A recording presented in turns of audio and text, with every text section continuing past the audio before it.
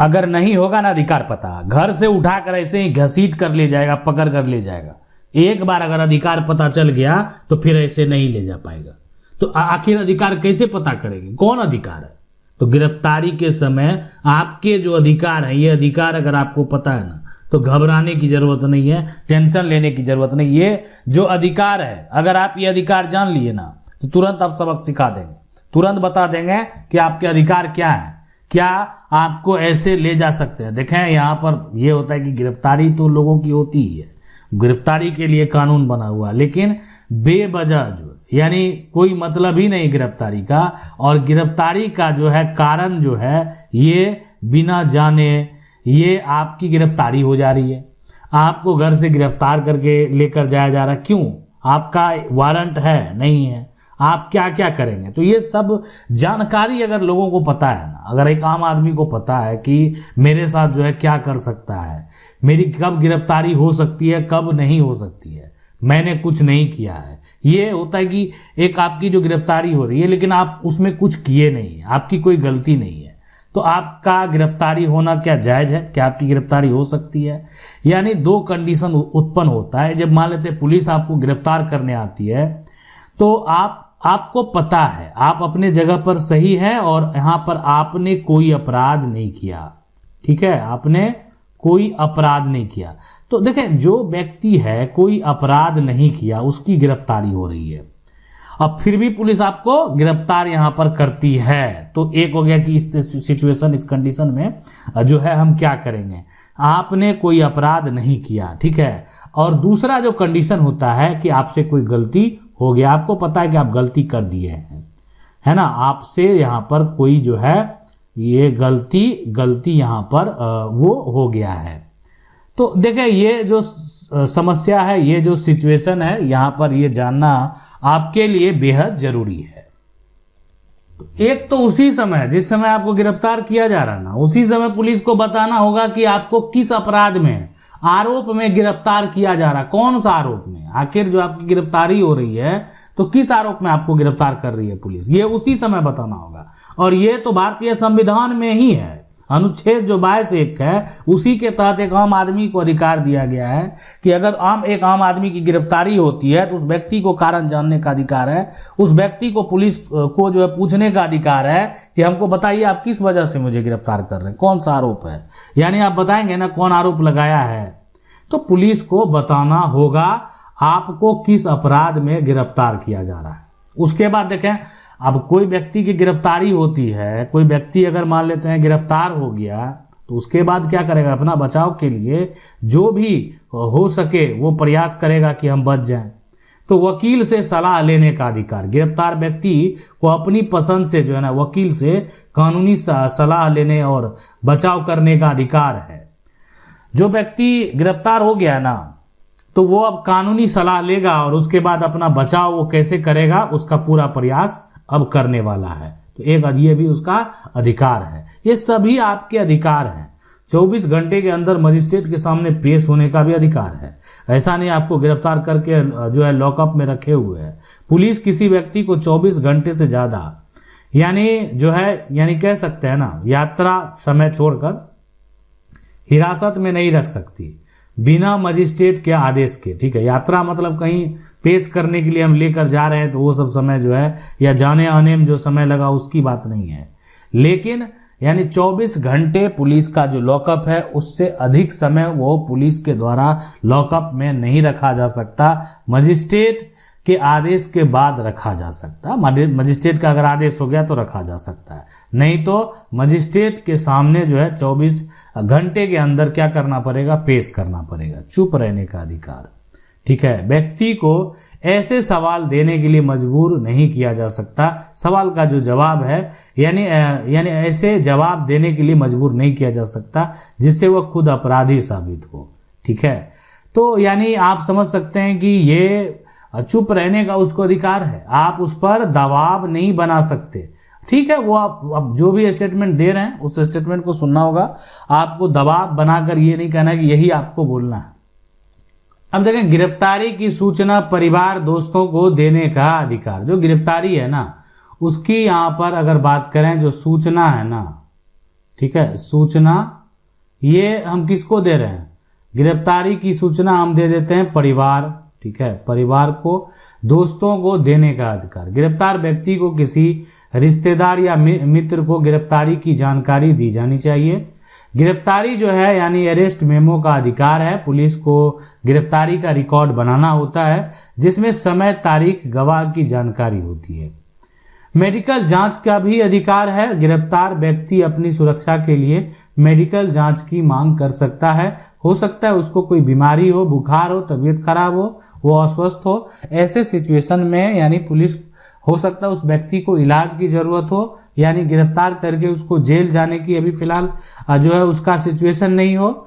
महिलाओं के विशेष अधिकार होते हैं। महिला की गिरफ्तारी में विशेष नियम लागू होते हैं। समानता देखें अगर कि महिला को सूर्यास्त के बाद और सूर्यास्त से पहले गिरफ्तार नहीं किया जाना चाहिए।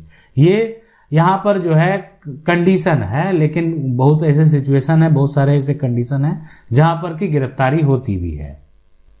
तो यहाँ पर एक कंडीशन जो है वो देखने को मिलता है कि यदि आपने कोई भी अपराध नहीं किया, बहुत सारे ऐसे लोग हैं जिनके द्वारा कोई अपराध नहीं किया गया फिर भी पुलिस जो है गिरफ्तार करती है, तो आपके कुछ महत्वपूर्ण अधिकार हैं। गिरफ्तारी के कारण पूछ लें। ऐसा सिचुएशन अगर उत्पन्न होता है तो आप क्या करेंगे, यहाँ पर कारण पूछेंगे और पुलिस से पूछें कि आपको किस आरोप में गिरफ्तार किया जा रहा है। वकील से संपर्क कर लें। चुप रहना है तो चुप रहें, आपके अधिकार है। और परिवार को सूचना दिलवाएं। अपनी गिरफ्तारी की जानकारी अपने परिवार, किसी भरोसेमंद जो आपके दोस्त हैं, मित्र हैं, आप उस व्यक्ति को आपको देने का अधिकार है। आप वहां पर दिलवा सकते हैं कि मेरी गिरफ्तारी इस मामले में हो गई है। लेकिन वो मामला जो है डिपेंड करता है कि आपने अपराध नहीं किया, यानी आपने अपराध नहीं किया फिर भी उस मामले में आपकी गिरफ्तारी हो गई है तो वकील से संपर्क करना पड़ेगा। यही आप जो है ना एक उपाय है कि आप संपर्क करके आप अपना क्या कर सकते हैं, बचाव जो है कर सकते हैं अगर आपकी गिरफ्तारी हो गई है तो।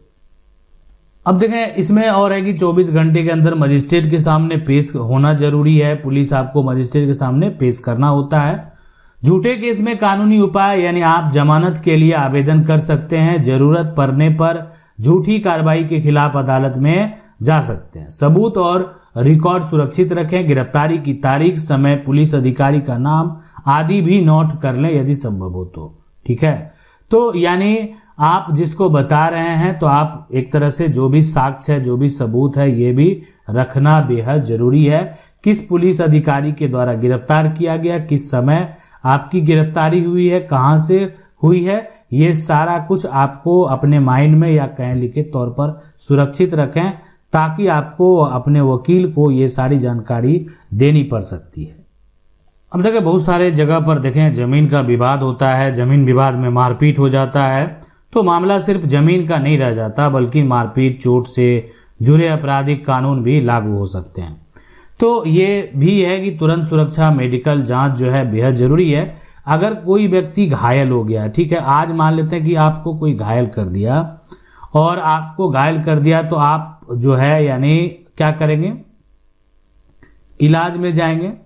तो इलाज में आप अपना मेडिकल जो रिपोर्ट है ना, आप एफआईआर दर्ज करा दिए लेकिन आपके पास यहाँ पर जो है ना मेडिकल रिपोर्ट नहीं है। मेडिकल रिपोर्ट बेहद जरूरी है कि आपको क्या क्या हुआ, कितना चोट लगा, कितना गंभीर चोट है। यानी घायल व्यक्ति को अस्पताल में ले जाएं और मेडिकल रिपोर्ट जरूर बनवाएं। चोट की रिपोर्ट आगे केस में महत्वपूर्ण हो सकती है। ये बात जो है यानी बेहद महत्वपूर्ण है। देखिए आप कहेंगे कि हम वहाँ मेडिकल रिपोर्ट बनवाएंगे या हम इलाज करवाएंगे ताकि ऐसा नहीं कि जान चला जाए। देखें बिल्कुल ये मेडिकल जो है, आप घायल हैं, आपके कोई भी जो संपर्क के लोग हैं वो क्या करेंगे, एफआईआर दर्ज कराएंगे और साथ में आपके बारे में बताएंगे कि आप किस रूप से घायल हैं, आपका बयान कहाँ पर दर्ज किया जा सकता है, आप किस हॉस्पिटल में अभी जो है भर्ती हैं। तो पुलिस शिकायत में, एफआईआर आवेदन में मारपीट, धमकी, गंभीर चोट आदि के अपराध पर पुलिस कार्रवाई कर सकती है। दोनों पक्ष की भूमिका की जांच कर सकती है कि कौन अपने जगह पर सही था और कौन जो है एक तरह से उत्तेजित होकर जो है इस तरह का यहाँ पर समस्या क्रिएट कर दिया, मारपीट कर दिया एक दूसरे के साथ और घायल कर दिया इस व्यक्ति को। जो व्यक्ति है यहाँ पर दोषी जो पाया जाएगा उसके ऊपर पुलिस के द्वारा कार्रवाई की जाएगी। अगर आपके ऊपर आरोप लगा है, आपको गिरफ्तारी का कारण जानने का अधिकार है, वकील से सलाह लेने का अधिकार है। 24 घंटे के अंदर मजिस्ट्रेट के सामने पेश आपको किया जाएगा यदि गिरफ्तार किया गया है तो। जमीन विवाद देखें अलग से सुलझता है, तो यानी ऐसे मामले में जमीन विवाद में अगर मान लेते हैं कोई मारपीट कर लिया, अब मारपीट कर लिया तो इससे ये मारपीट से जमीन विवाद नहीं सुलझता है।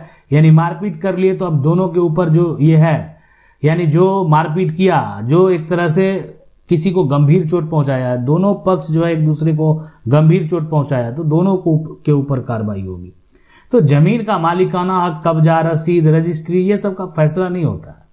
जमीन विवाद जो है हो गया और मारपीट आप कर लिए, थाना में FIR दर्ज हो जाएगा, तो बस मारपीट करने के बाद जो घायल किए हैं उसी का केस दर्ज होगा, ना कि वहां पर थाना से मालिकाना हक दे दिया जाएगा, किसी को कब्जा वापस दे दिया जाएगा, किसी का रसीद कटने का आदेश दे दिया जाएगा। ऐसा कुछ नहीं होने वाला। ये सब राजस्व अधिकारी सिविल कोर्ट के माध्यम से ही होता है। मारपीट का केस अलग से चलेगा, अलग से कार्रवाई होगी, आपके ऊपर आपराधिक मुकदमा दर्ज होगा, आपके ऊपर कानूनी कार्रवाई होगी। अब देखें अभी वर्तमान की अगर बात करें तो कानून में जो है धीरे धीरे हो गया बदलाव। BNSS में गिरफ्तारी के मुख्य धाराएं हैं। पहले जो है ये CRPC जो है, CRPC के तहत ये कानून था, CRPC। अब ये CRPC जो हो गया खत्म और यही बन गया है यहाँ पर नया जो बना है वो बना है क्या, BNSS, भारतीय नागरिक जो है सुरक्षा संहिता। अब देखें BNSS में गिरफ्तारी के मुख्य सेक्शन है। धारा 35 जो है बिना वारंट गिरफ्तारी, अरेस्ट विदाउट वारंट। पुलिस कुछ परिस्थिति में बिना वारंट गिरफ्तार कर सकती है, लेकिन गिरफ्तारी के लिए कानूनी कारण होना चाहिए। कई मामले में पहले नोटिस देकर जांच में शामिल होने का मौका दिया जाता है। तो ऐसा नहीं है। देखें BNSS की जो धारा है, यहाँ पर जो धारा यहाँ पर 35 है ना, ये हो गया कि अरेस्ट यहाँ पर विदाउट वारंट। अब ये बात करें CRPC तो नहीं है, लेकिन फिर भी यहाँ पर इसका जो पहले धारा था, यानी ये धारा था 41, यहाँ पर धारा 41 और अभी वर्तमान में धारा 35। तो BNSS की धारा जो 35 है ना, ये अधिकार दे दिया किसको, पुलिस को। लेकिन आज आपको एक नियम और कानून जानने की बेहद जरूरी है। देखें यहाँ पर इस तरह से ये ठीक है, आज भारतीय नागरिक सुरक्षा संहिता जो है, ये कानून धारा 35 पुलिस को बिना वारंट गिरफ्तार करने का शक्ति दे देती है, ठीक है। और ये यहाँ पर जो धारा 41 है और यहाँ पर धारा जो 41A है, ठीक है, ये को मिलाकर बनाई गई है। यानी ये दोनों को मिलाकर ये धारा 35 अभी वर्तमान में आपको देखने को मिलेगा। और पुलिस को तत्काल गिरफ्तारी की जो है ना, एक तरह से उनको पावर दे दिया गया। अब यहाँ पर देखें एक दो भाग है। यहाँ पर ये गिरफ्तारी में अगर बात करें कि दो तरह से ये बटा हुआ है। ये तो हो गया कि तत्काल गिरफ्तारी का पुलिस को पावर है, यानी BNSS की धारा 35 में। लेकिन यहाँ पर है कि एक और कंडीशन है कि जो 7 साल का सजा है ना, 7 साल तक की सजा, ठीक है, जो सजा वाले मामले हैं ना, सजा वाले मामले, उसी में ये में सख्त जो है शर्तें हैं और नोटिस प्रक्रिया है। यानी अब देखें तत्काल क्या, तो पुलिस क्या तत्काल में कोई कारणवश गिरफ्तार नहीं कर सकती? ये बड़ा सवाल बहुत सारे लोगों के मन में चल रहा होगा।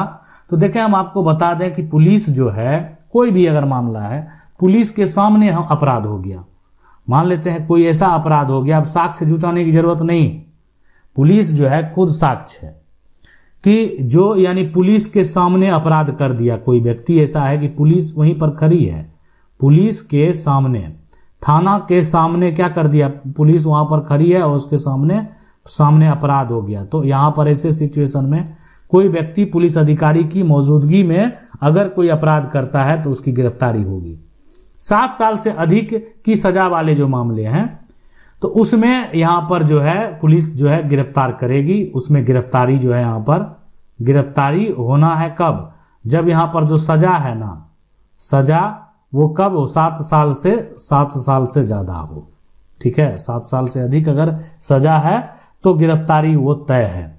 और एक तरह से कोई भागा हुआ अपराधी है तो उसमें जो है, जिसको हम लोग यहाँ पर बोलते हैं कि भगोरी है वो, ठीक है, या संपत्ति का मान लेते हैं, चोरी का कोई मामला है उसमें दर्ज है, पुलिस के कार्य में अगर कोई बाधा उत्पन्न कर देता है, या कोई अगर मान लेते हैं कस्टडी से भागने का प्रयास करता है, तो पुलिस उसको जो है तुरंत गिरफ्तार करेगी, ठीक है।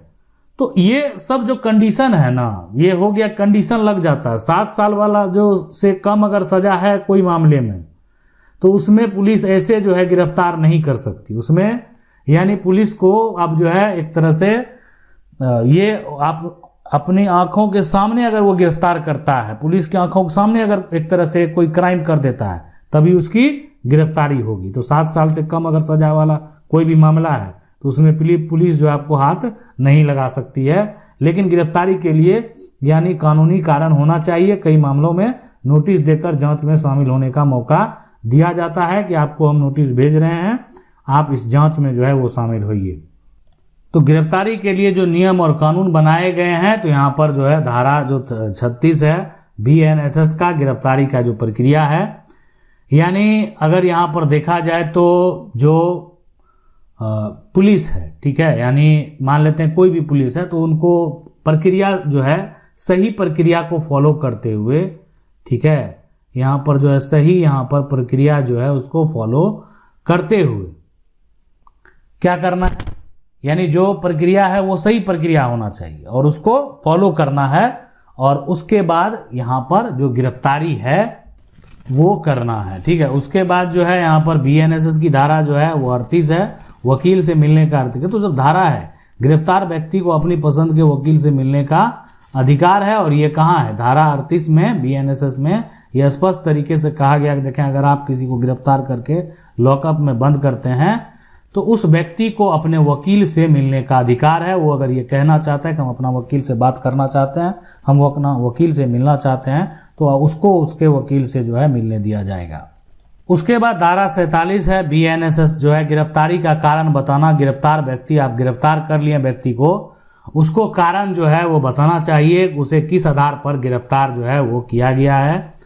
और यहाँ पर जो है BNSS की धारा जो है ना, यहाँ पर धारा ये हो गया 43, ठीक है।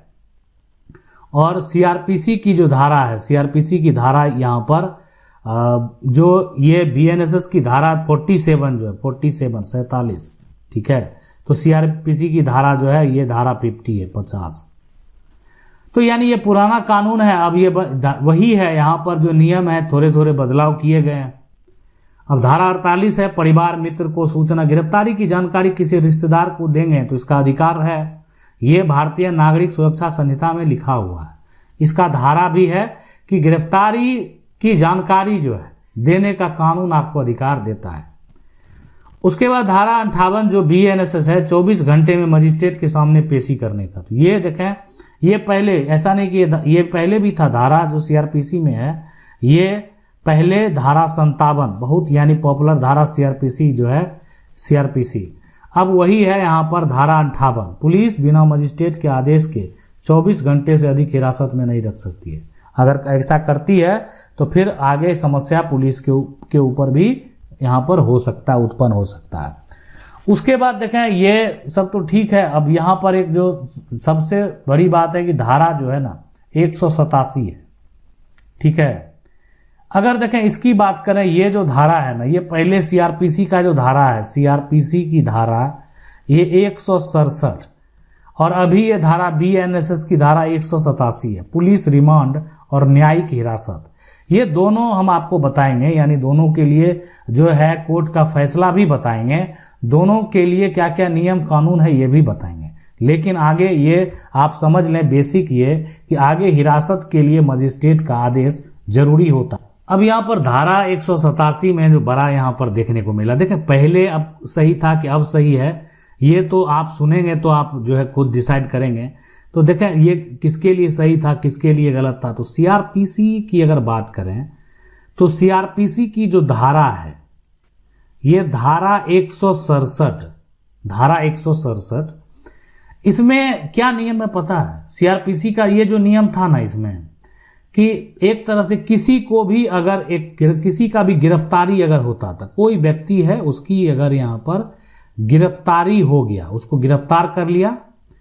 अब गिरफ्तार करने के बाद यानी क्या होता है कि पुलिस रिमांड में आपको लेकर जो है जाया जाता है और 24 घंटे है ना, 24 घंटे में यानी मजिस्ट्रेट के सामने पेशी होती है। तो पुलिस रिमांड में आपको यहाँ पर जो है लेकर गया। और लेकिन देखें, एक होता है कि बाद में पुलिस रिमांड के बाद जो होता है, बाद होता है न्यायिक हिरासत। यानी आप तो जेल आप चले गए, अब आपको जो भी होना है कोर्ट से होना है। हिरासत यानी ये इसको बोलते हैं जेल। आप कहाँ चले गए? जेल। तो जेल में ही भेजा जाएगा। तो पहले जो सीआरपीसी वाला कानून था तो उसमें पुलिस रिमांड के की अगर बात करें तो केवल गिरफ्तारी का शुरुआती 15 दिन के भीतर ही ली जाती थी।